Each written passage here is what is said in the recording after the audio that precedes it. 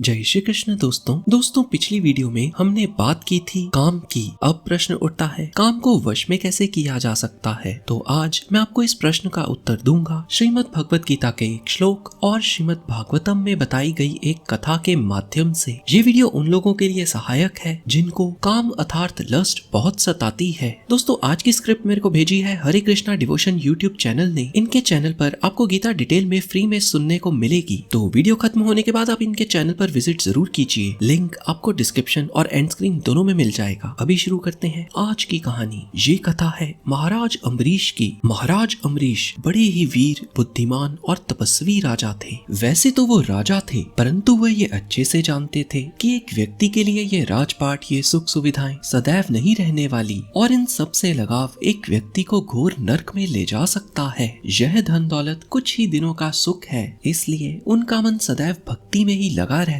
महाराज अम्बरीश श्री कृष्ण के बहुत बड़े भक्त थे। फिर उनके जीवन में एक समय आया जब उन्होंने निर्णय लिया कि वह साल में जितनी भी एकादशी आएंगी उन सब के व्रत रखेंगे। उन्होंने भक्ति भाव से एकादशी रखना शुरू किया। एकादशी का ये नियम होता है कि व्रत एक निर्धारित समय पर ही खोलना होता है और अगर निर्धारित समय पर व्रत ना खोला जाए तो एकादशी निष्फल हो जाती है। तो ऐसे ही महाराज अम्बरीश ने एकादशी का व्रत रखा। उसी दौरान ऋषि दुर्वासा उनके महल में आ गए। महाराज अम्बरीश ने उनका बहुत अच्छे से स्वागत किया और भोजन पर निमंत्रित किया। तब ऋषि दुर्वासा ने कहा, मैं यमुना के पवित्र जल में स्नान करके ही भोजन ग्रहण करता हूँ। और वह ये कहकर यमुना में स्नान करने चले गए। उधर महाराज अम्बरीश ऋषि दुर्वासा की प्रतीक्षा कर रहे थे कि कब ऋषि दुर्वासा आए और वह प्रसाद ग्रहण कर पारण करे अर्थात व्रत खोले। महाराज अम्बरीश अब धर्म संकट में आ गए, क्योंकि अगर महाराज अम्बरीश ऋषि दुर्वासा से पहले प्रसाद ग्रहण करेंगे तो यह ऋषि का अपमान होगा, जो कि महाराज अम्बरीश किसी कीमत पर नहीं चाहते थे। वहीं दूसरी तरफ व्रत खोलने का समय निकलता जा रहा था। एक तरफ महाराज अम्बरीश ऋषि का अपमान नहीं करना चाहते थे, तो दूसरी तरफ वह ये भी नहीं चाहते थे कि अगर निर्धारित समय पर व्रत ना खोला तो उनके द्वारा रखा गया एकादशी निष्फल हो जाए। कुछ समय तक जब ऋषि नहीं आए तो महाराज अम्बरीश ने अपने गुरु से चर्चा की।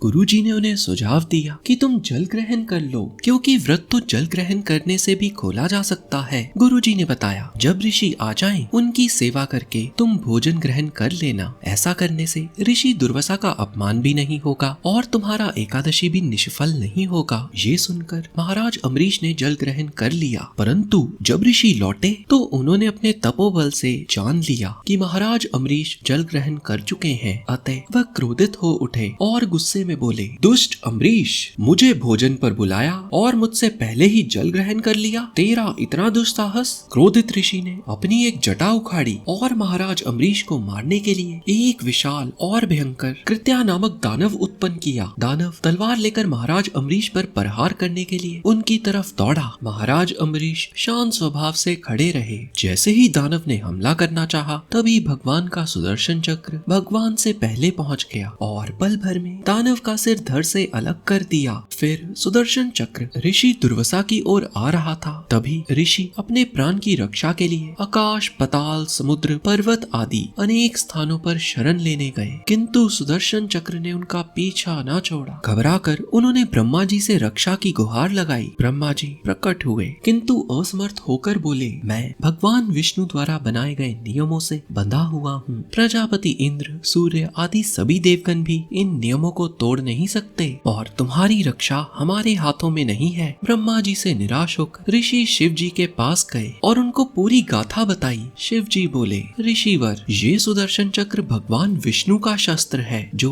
उनके भक्त जनों की रक्षा करता है। इसका तेज सभी के लिए असहनीय है। उचित तो यही होगा आप विष्णु जी के पास ही जाइए। अब ऋषि विष्णु जी की शरण में पहुँचे और उनके चरणों में सिर झुकाकर दया की भीख मांगने लगे और कहने लगे, भगवान, मैं आपका अपराधी हूँ और मैंने अनजाने में आपके भक्त महाराज अम्बरीश को मारने का प्रयास किया। भगवान विष्णु बोले, मुनिवर, मैं तो अपने भक्तों के अधीन हूँ और मेरे सीधे साधे भक्तों ने अपने प्रेम से मुझे बांध रखा है। यदि आप इस सुदर्शन चक्र से बचना समझना चाहते हैं तो मेरे प्यारे भक्त महाराज अम्बरीश के पास ही जाइए, वही आपकी रक्षा कर सकते हैं। ऋषि महाराज अम्बरीश के पास पहुँचे और उनसे क्षमा मांगने लगे। ऋषि को इस हालत में देखकर महाराज अम्बरीश को दुख हुआ और उन्होंने सुदर्शन चक्र से प्रार्थना पूर्वक कहा कि चक्र वापस भगवान के पास चले जाए, और ऐसा ही हुआ। इस पूरे काल में 1 साल बीत गया था और तब से महाराज अम्बरीश ने केवल जल ही ग्रहण किया था ताकि ऋषि का अपमान ना हो। ध्यान दें, इतना कुछ होने के बाद भी महाराज अम्बरीश को ऋषि दुर्वासा के अपमान की चिंता थी।